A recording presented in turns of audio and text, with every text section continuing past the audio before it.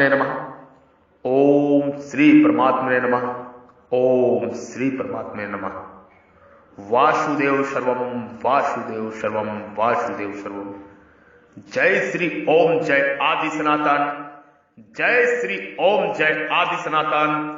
जय श्री ओम जय आदि सनातन। ब्रह्म ज्ञान, महान ज्ञान, मोक्ष मुक्ति का ज्ञान, ओम तत्व सत्य का ज्ञान, स्वयं के स्वरूप में स्वयं का दर्शन, स्वयं के पिंड में स्वयं के प्रकाश का दर्शन, परमात्मा का दर्शन, स्वयं के हृदय रूपी मंदिर में विराजमान परब्रह्म परमेश्वर ईश्वर परमात्मा का दर्शन, उस दिव्य रोशनी का दर्शन करें और अपना जीवन सफल करें। ब्रह्म ज्ञान, महान ज्ञान, मोक्ष मुक्ति का ज्ञान, ब्रह्म ज्ञान, इस ज्ञान को हासिल करके जीवन सफल करें।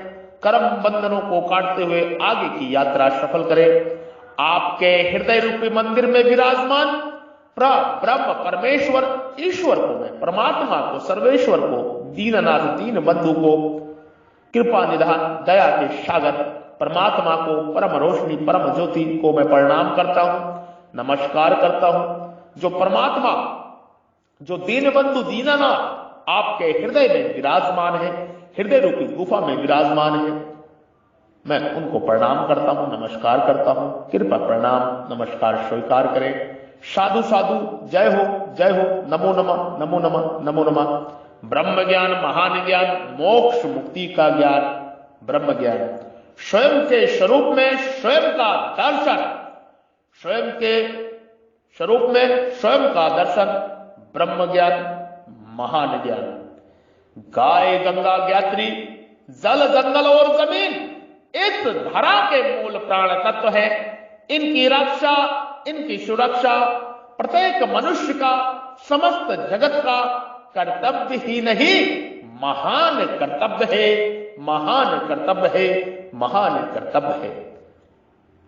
मैं ब्रह्म ऋषि, महर्षि बद्री विशाल योगी श्री पराशर ऋषि की संतान, ऋषि पुत्र, ऋषि का वंशज, ऋषि का डीएनए, ऋषि का गोत्र। मैं आपको ब्रह्म ज्ञान का ब्रह्म मुख से उपदेश कर रहा हूं। ब्रह्म वाणी से आप इस ब्रह्म ज्ञान का उपदेश ब्रह्म वाणी से जो मैं कर रहा हूं उसको धारण करें और अपने कर्म बंधनों को काटते हुए आगे की यात्रा सफल करें। मैं ब्रह्मनिष्ठ संत, साधु, महात्मा, बाबा जी, परमहंस, आचार्य आपको उपदेश कर रहा हूं। कोई भी नाम से आप पुकार सकते हैं। कृपा इस समागम को, इस सत्य के संग को, इस सत्य वाणी को, ओम तत् सत्य की वाणी को बार बार सुने, प्रत्येक जीव बार बार सुने, प्रत्येक मनुष्य रूपी विवेक बुद्धि वाला जीव बार बार सुने और अपना जीवन सफल करे, सफल करे, सफल करो करे। जो नित्य निरंतर अपने आप में ही स्थित रहते हैं, जिसके आश्रय से प्रकृति घूम रही है और संसार मात्र का परिवर्तन हो रहा है, ऐसे परमात्मा की तरफ दृष्टि ना डालकर जो उल्टे चलते हैं, उनका वर्णन मैं आगे करने जा रहा हूं। कृपा इसको ध्यान से सुने, बार बार सुने, चिंतन करे, मंथन करे और 1,84 से जीवन सफल करें। यात्रा जो आगे क्रम बंधनों की है, इसको सफल करें। मूढ़ा मम भूत महेश्वरम परम भावम अदानतमा माम मनुष्य तनुम आश्रितमा अवजानतम अवजानितम मा मूढ़ा मनोसिम तनुप्राश्रितम परम भावम जानतम मम भूतेश्वरम परमा भाव म जानतो मम भूतेश्वरम। परमात्मा अपनी वाणी से जीव को कह रहे हैं, जिसकी सत्ता स्फूर्ति पाकर प्रकृति अनंत ब्रह्मांड की रचना करती है, चर अचर स्थंवर जंगम प्राणियों को पैदा करती है, जो प्रकृति और उसके कार्य मात्र का संचालक, प्रवर्तक, शासक और संरक्षक है, जिसकी इच्छा के बिना वृक्ष का पत्ता भी नहीं हिलता। प्राणी अपने कर्मों के अनुसार जिन जिन लोकों में जाते हैं, उन लोकों में प्राणियों पर शासन करने वाला जितने देवता हैं, उनको भी जो ईश्वर मालिक है और जो सबको जानने वाला है, ऐसे वह मेरा भूत महेश्वर स्वरूप है। परमात्मा कह रहे हैं ऐसे वो परमात्मा है, ऐसे मेरा भूत महेश्वर स्वरूप है। परमात्मा का एक नाम भूत महेश्वर रूप है, ये परमात्मा का एक नाम है। परमात्मा अपने बारे में ये दिव्य वाणी ये कह रहे हैं, भूत महेश्वर रूप। भूत महेश्वर भी नाम उसी परम पिता परमेश्वर का नाम है, जो समस्त भूतों को जानने वाला है, सर्वोत्कृष्ट भाव स्वरूप है, सर्वोत्कृष्ट भाव स्वरूप है। परम भावम कहने का तात्पर्य है कि परमात्मा सर्वोत्कृष्ट भाव को अर्थात करने में, न करने में और उल्टा फेर करने में जो सर्वथा स्वतंत्र है, जो कर्म, क्लेश, विपाक आदि किसी भी विकार से कभी आबद्ध नहीं है, जो क्षर से अतीत और अक्षर से भी उत्तम है, जो क्षर से भी अतीत और अक्षर से भी उत्तम है, तथा वेदों और शास्त्रों में पुरुषोत्तम नाम से प्रसिद्ध है, जो वेदों और शास्त्रों में पुरुषोत्तम नाम से प्रसिद्ध है, पुरुषोत्तम नाम से प्रसिद्ध है, पुरुषोत्तम नाम से प्रसिद्ध है। ऐसे परमात्मा के परम भाव को मूढ़ लोग नहीं जानते। हे जीव, इसी से वे परमात्मा को मनुष्य जैसा मानकर परमात्मा की अवज्ञा करते हैं, आज्ञा का पालन नहीं करते हैं। मनुष्य तनुमरसितम, मनुष्य तनुमरसितम, भगवान को मनुष्य मानना क्या है? जैसे साधारण मनुष्य अपने को शरीर, कुटुंब, परिवार, धन, संपत्ति, पद, अधिकार आदि के आश्रित मानते हैं, अर्थात शरीर, कुटुंब आदि की इज्जत प्रतिष्ठा को अपनी इज्जत प्रतिष्ठा मानते हैं, उन पदार्थों के मिलने से अपने को बड़ा मानते हैं और उनके ना मिलने से अपने को छोटा मानते हैं। और जैसे साधारण प्राणी अपने प्रकट नहीं थे, बीच में प्रकट हो जाते हैं तथा अंत में पुनः अप्रकट हो जाते हैं, ऐसे ही वे परमात्मा को साधारण मनुष्य मानते हैं। वे परमात्मा को मनुष्य शरीर के परवश मानते हैं, अर्थात जैसे साधारण मनुष्य होते हैं ऐसे ही साधारण मनुष्य परमात्मा श्री कृष्ण को ऐसा मानते हैं, ऐसा मानते हैं। वासुदेव सर्वम, वासुदेव सर्वम, वासुदेव सर्वम, वासुदेव सर्वम। भगवान शरीर के आश्रित नहीं है, परमात्मा शरीर के आश्रित नहीं है, परमेश्वर शरीर के आश्रित नहीं है। शरीर के आश्रित तो वे ही होते हैं जिनको कर्म फल भोग के लिए पूर्वकृत कर्मों के अनुसार शरीर मिलता है, परंतु भगवान का मानवीय शरीर कर्मजन्य नहीं होता, वे अपनी इच्छा से ही प्रकट होते हैं और स्वतंत्र पूर्वक मत्स्य, कच्छप, वराह आदि अवतार लेते हैं। इसलिए परमात्मा को उनको ना तो कोई कर्म बंधन होता है और ना वे शरीर के आश्रित होते हैं, परंतु शरीर उनके आश्रित होता है। प्रकृतम स्वामधिष्ठाय संभवामी, अर्थात वे प्रकृति के अधिकृत करके प्रकट होते हैं, वे प्रकृति को अधिकृत करके प्रकट होते, यानी प्रकृति को अपने वश में करके प्रकट होते हैं परमात्मा। तात्पर्य यह हुआ कि सामान्य प्राणी तो प्रकृति के परवश, प्रकृति के गुलाम होकर जन्म लेते हैं तथा प्रकृति के आश्रित होकर ही कर्म करते हैं, पर भगवान परमात्मा परमेश्वर स्वेच्छा से अपनी स्वतंत्रता से अवतार लेते हैं और प्रकृति ही उनकी अध्यक्षता में काम करती है। प्रकृति भी परमात्मा की इच्छा के अनुसार ही कार्य करती है। बगैर परमात्मा की इच्छा का विरोध प्रकृति कर ही नहीं सकती। मूढ़ लोग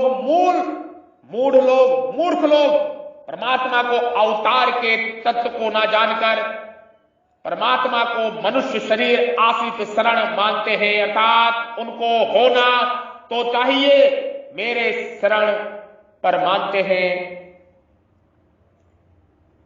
मेरे को मनुष्य शरीर यानी कि परमात्मा को शरण पर मानते हैं, परमात्मा को मनुष्य शरीर के शरण तो परमात्मा में शरण कैसे होंगे? परमात्मा को जो मनुष्य शरीर मान रहा है, मनुष्य मान रहा है, वो परमात्मा के शरण कैसे होगा? हो ही नहीं सकते। यही बात परमात्मा ने कही है, कह रहे हैं कि बुद्धिहीन लोग परमात्मा यानी मेरे परमात्मा के अज अविनाशी परम भाव को ना जानते हुए परमात्मा को साधारण मनुष्य मानते हैं, इसलिए वे परमात्मा के शरण ना होकर देवताओं के शरण होते हैं। परमात्मा की ना शरण होकर देवताओं को पूजते हैं, भूतों को पूजते हैं। औजानित्यम ममम मूढ़ा, जिसकी अध्यक्षता में प्रकृति अनंत ब्रह्मांडों को उत्पन्न और लीन करती है, जिसकी सत्ता स्फूर्ति से संसार में सब कुछ हो रहा है और जिनकी कृपा करके अपनी प्रकृति के लिए मनुष्य शरीर दिया है, ऐसे परमात्मा सत्य तत्व की मूढ़ लोग अवहेलना करते हैं, मूर्ख लोग अवहेलना करते हैं, विरोध करते हैं। वे परमात्मा को ना मानकर उत्पत्ति विनाशशील पदार्थों को ही सत्य मानकर उनका संग्रह करने में और भोगने में ही लगे रहते हैं। यही परमात्मा की अवज्ञा है, अवहेलना है, अवहेलना करना है। विशेष भाव मैं आपको बताने जा रहा हूं, उसको ध्यान से सुने। भगवान से बड़ा कोई ईश्वर नहीं है, परमात्मा से बड़ा कोई ईश्वर नहीं है। वे सर्वोपरि है, परंतु अज्ञानी मनुष्य उनको सब रूप से नहीं जानते। वे अलौकिक भगवान को भी अपनी तरह लौकिक समझते हैं। कुछ लोग ऐसा मानते हैं कि भगवान परमात्मा श्री कृष्ण एक योगी थे, ईश्वर नहीं थे। योग के 8 अंग है, यम, नियम, आसन, प्रणाम, प्रत्याहार, धारणा, ध्यान और समाधि। योग दर्शन द्वितीय पाद, इनमें सबसे पहले यम आता है। यम 5 है, अहिंसा, सत्य, अस्तेय, ब्रह्मचर्य, अपरिग्रह। योग दर्शन में तीसरा जो सूत्र है, अतः जो योगी होगा वह यम का पालन अवश्य करेगा, अर्थात वह सत्य ही बोलेगा। अगर वह असत्य बोलता है तो वह योगी नहीं हो सकता, क्योंकि उसने योग के पहले अंग यम का ही पालन नहीं किया। यही हमारे वेदों के माध्यम से, शास्त्रों के माध्यम से बताया गया है। परमात्मा भगवान श्री कृष्ण ने जगह जगह अपने को ईश्वर कहा है। परमात्मा भगवान श्री कृष्ण ने जगह जगह अपने को ईश्वर कहा है। अतः अगर वे योगी हैं तो वे सत्य बोलते, और अगर वे सत्य बोलते हैं तो वे समग्र ईश्वर हैं। यह मानना ही पड़ेगा, यह मानना ही पड़ेगा, यह मानना ही पड़ेगा। श्री कृष्ण ही ईश्वर है, श्री कृष्ण ही परमात्मा है, श्री कृष्ण ही परमात्मा है। वासुदेव ही जगत गुरु है। वासुदेव सर्वम, वासुदेव सर्वम, वासुदेव सर्वम, वासुदेव सर्वम। ओम नमो भगवते वासुदेवाय। ओम नमो भगवते वासुदेवाय। ओम नमो भगवते वासुदेवाय। ओम नमो नारायणाय। ओम नमो नारायणाय। ओम नमो नारायणाय। ओम विष्णुवे नमः। ओम विष्णुवे नमः। ओम विष्णुवे नमः। आगे जो हम सत्संग करेंगे, जो हम चर्चा करेंगे परमात्मा के, जो परमात्मा बताएंगे, अपनी अवज्ञा का फल बताएंगे, आगे की चर्चा हम वही में करेंगे। ये सत्संग सत्य का उपदेश है, ये ब्रह्म ज्ञान है, स्वयं के स्वरूप में स्वयं का दर्शन, स्वयं के स्वरूप का दर्शन, ये योग है। आप इसको बार बार सुने, जब भी ये सत्संग सत्य का समागम समझ में आएगा। मैं ब्रह्म ऋषि महर्षि अपने ब्रह्ममुख से, ब्रह्म स्थान भारत से, ब्रह्म स्थान इंडिया से, ब्रह्म स्थान ऑफ इंडिया ग्लोबल मेडिटेशन का उपदेश कर रहा हूं। प्रायोगिक ध्यान, पुराणिक ध्यान, आदि सनातन सृष्टि से जो ध्यान चला आ रहा है, जो योग चला आ रहा है, उस योग का उपदेश कर रहा हूं। आप इस उपदेश को धारण करें। ग्लोबल मेडिटेशन, चेतना प्रकट प्राप्ति ध्यान योग, CP PhD HB मेडिटेशन। आप इसको बार बार सुने, बार बार समझे और अपने जीवन की यात्रा सफल करें।